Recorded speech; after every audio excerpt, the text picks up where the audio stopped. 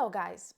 I do not often say how proud I am to be Ukrainian, but today I want to start with this statement. I am very proud that Ukrainians, when we realized that Russia came to kill us, destroy our country, we did not start expressing concerns.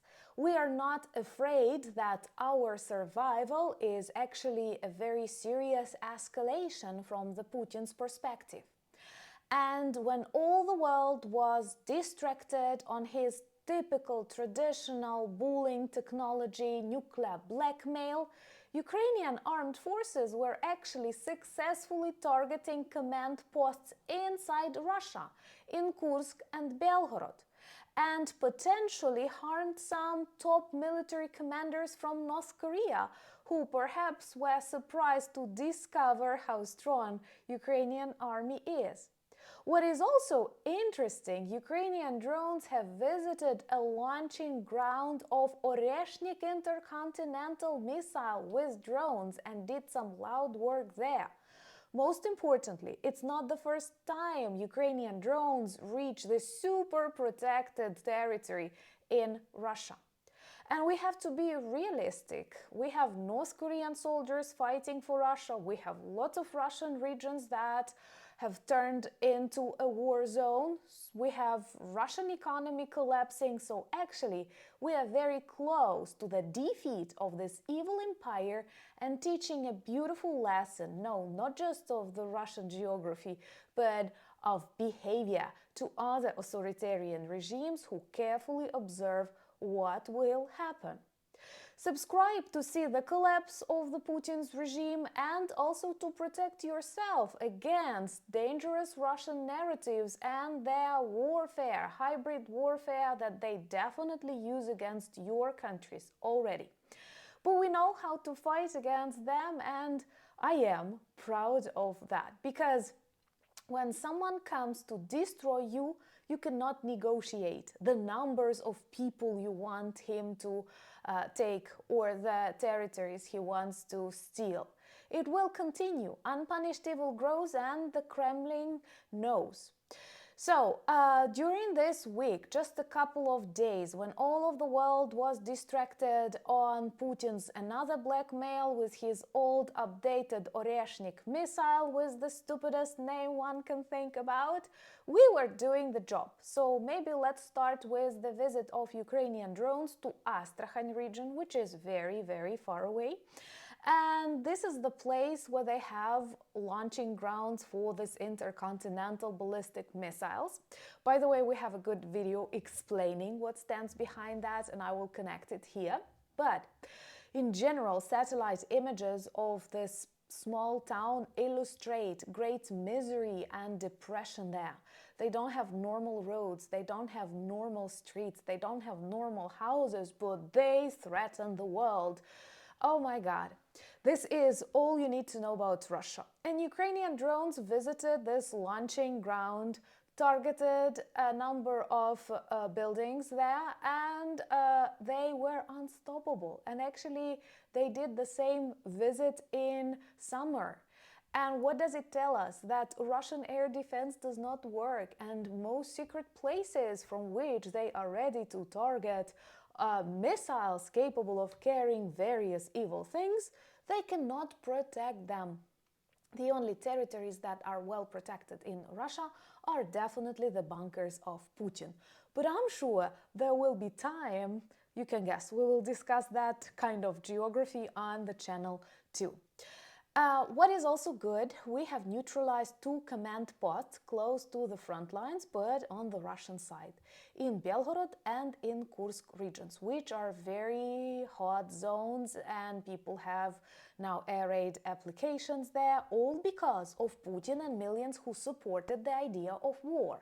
So if you want to see them liberated from Putin and, I don't know, some democracy implanted on the swampy grounds of Muscovy where it has never been practiced, subscribe. We will discuss that on the channel too, and demonstrate your solidarity with Ukrainian people by sharing these videos on your social media platforms. I am very grateful for that always. So the first command point that we've targeted was located in Belgorod region, and it was responsible for the operations in this front part known as the North. Actually responsible for 3 locations: Belgorod, Bryansk and Kursk.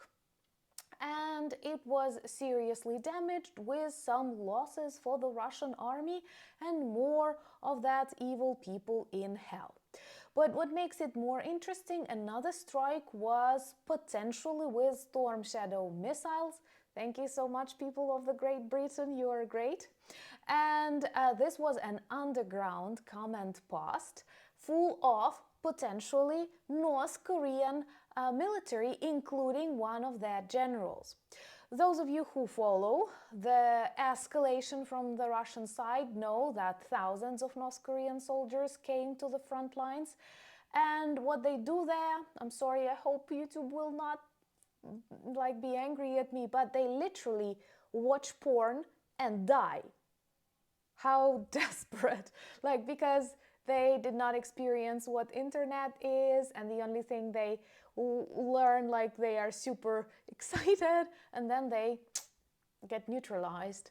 So I think it's pathetic if you imagine what that North Korean general might have been doing in that underground command post at the moment when he was neutralized. That is tragic how these people live, and that is tragic that soon Russia will turn into North Korea if they are not defeated militarily, liberated from their imperial myths, which are not applicable in the modern world.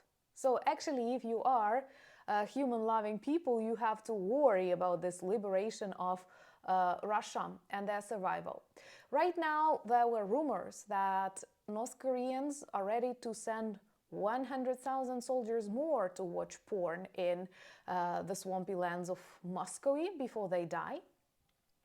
But we can clearly see they are not a game changer in this war. You don't see any serious success in Kursk region. And I think that the main negative consequence of this move, this escalation from the Russian side, is the fact that you can invite foreign soldiers to come to Europe and you remain literally unpunished, and also that you exchange serious secret military information with the crazy regime of Kim Jong-un, provide him access to satellites, give him weapons. So in general, the longer they make friends, the worse it is for the safety and security on the planet. And I was happy to speak about this on the channel of Professor Gerdes Explains. If you're not subscribed, do check, subscribe, and watch our interview with Operator Starsky, where we actually highlight that at this moment is not just the war between Russia and Ukraine.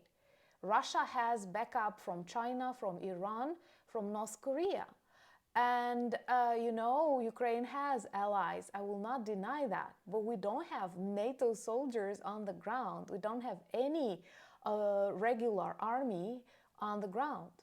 Volunteers, they are volunteers. They don't represent a country as, legally. And in Russia, we observe that so many North Koreans are already dying for Putin because Kim Jong-un sold him and is ready to sell more. And that is why it's so important for the North America, for Europe, to stand together with Ukraine. Once again, if we want this to end, we have to end Russian imperial appetites, Russian hatred towards the world. It's dangerous. And Ukrainians know how to do the job. Simply trust us and don't be tired. We are not tired.